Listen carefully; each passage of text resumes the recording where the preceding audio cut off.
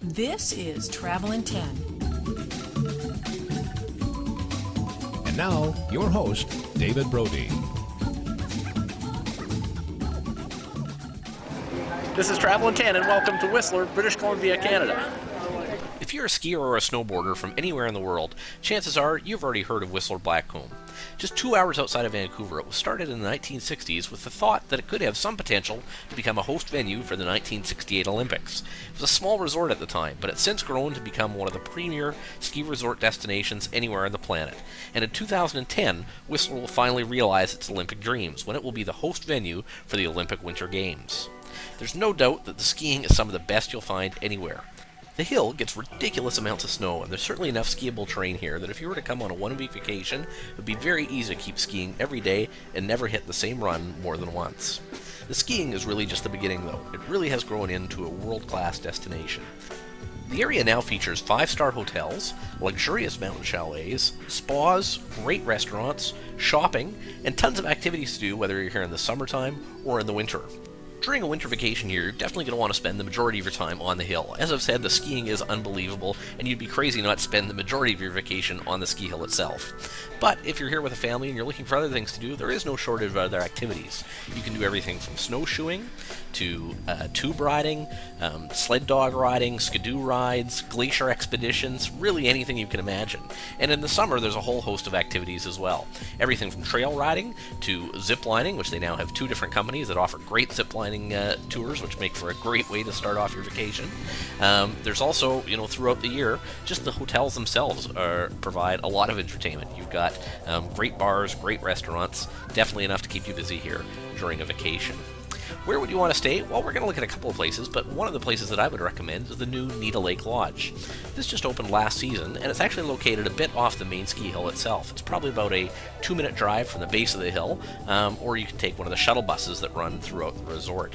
The nice thing about this hotel, it's not the style of the typical Whistler hotel. This is a much more modern boutique hotel, brand new, features great rooms with a view of the lake, very high-tech, modern hotel. It's got a great new restaurant, a great location. They're still completing the pool and spa as this podcast has been recorded, but hopefully that should be up and running soon. And it's also right at the base of the Rocky Mountaineer train, so if you're coming from Vancouver, a great way to get back and forth. A beautiful train ride, and also one of the most scenic drives anywhere in the world as well, making your way up to the hill. Another hotel that's always been a favorite is the Fairmont Chateau Whistler. Here you're definitely located a bit more centrally, right in the main heart of Whistler Blackcomb Village itself. This really is a bit more traditional hotel as well. The rooms are a bit older style, but it's still a beautiful hotel. They've got great pools, they've got a great central location, and it really is one of the classic Canadian mountain lodges. Fairmont owns a number of these types of hotels. The Chateau Lake Louise, the Banff Springs Hotel, and the Fairmont Chateau Whistler here certainly falls within that same tradition and that same mold. So when would you want to come here? Well, obviously the Olympics is one of the things that everybody's looking forward to, and if you could make it for the Olympics, that would be terrific. But another event to give some serious consideration to is the Telus Ski and Snowboard Festival.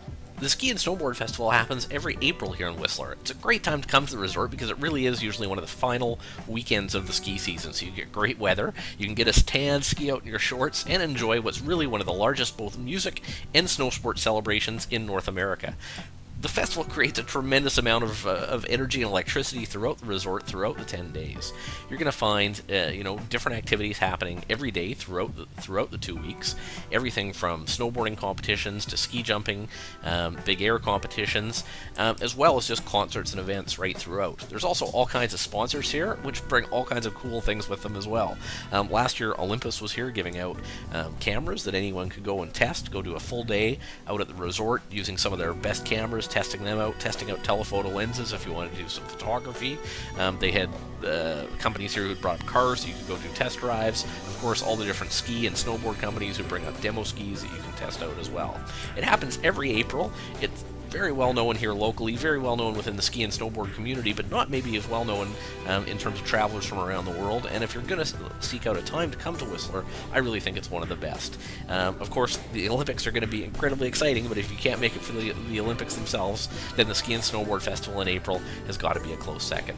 And one thing you might want to check out if you are thinking of coming up here to Whistler is a great book written by a Canadian named Ian Bashir. He's a guy who really grew up in Whistler. He was there when the resort was first getting its start, really helped contribute to the culture that made Whistler what it is today, was a ski racer, ski instructor, now works in the video game industry, and really talks about the culture of skiing that's grown up in Whistler and really spread from there across North America and around the world. Gives a great perspective, great book, and really captures some of what Whistler is all about. Well, with that, I hope you've got a bit of an overview of some of what to see and do here in Whistler and some background information to get you started on planning your trip. And we'll leave you on today's podcast with some sights and sounds from the Telus Ski and Snowboard Festival happening every April here in Whistler, Blackcomb.